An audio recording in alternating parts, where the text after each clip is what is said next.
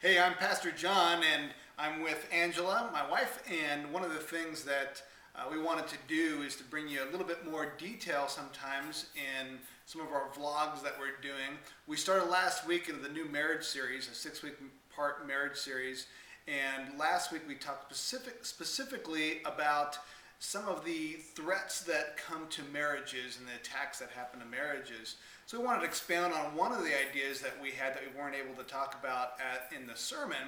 And one of those things, and that we had discussed, you and I, about that happens a lot in marriages, is this idea of teaching the spouse while supporting the kids. Or one of the ways that I would put that also is that we end up correcting the spouse and just giving the support to the kids when we get that backwards a lot of times.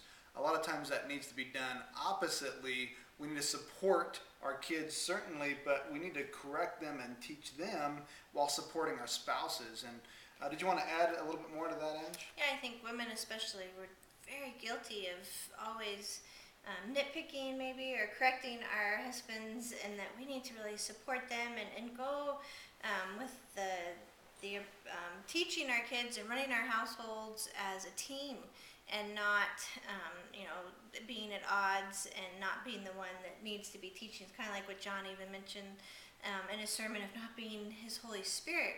We need to just really support him and how God is guiding him. So you think that there's wives sometimes that will jump in and try and be the Holy Spirit to their husbands? Yeah, a little bit. I'm glad you've never done that, Angel. No, never. Yes, and that happens, and it's easy to do because we see things that our spouse is doing that really does need to be corrected and things, but we take that upon ourselves to try and correct that and be the Holy Spirit, when I think another thing that we can do is we do the squeeze play.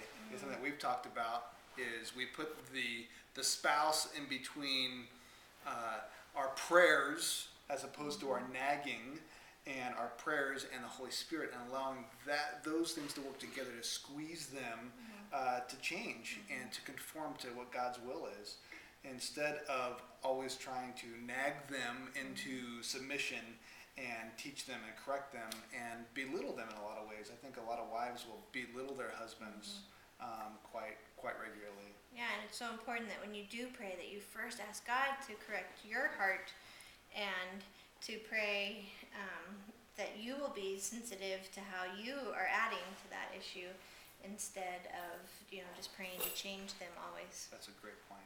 Yeah. So that's one of the little tips that we would throw out to you this week in terms of being able to really support your spouse and teach and correct your children, because that's what they're wanting and what they're needing, even though they don't always ask that. And what the Bible directs to do. Yeah. Teach your children. Yeah, almost sounds biblical, doesn't it? It does. Yeah. Amazing. So, hey, that's it for now, and that's our first post, and we'll post other ones maybe next week, but some food for thought. So we'll see you later.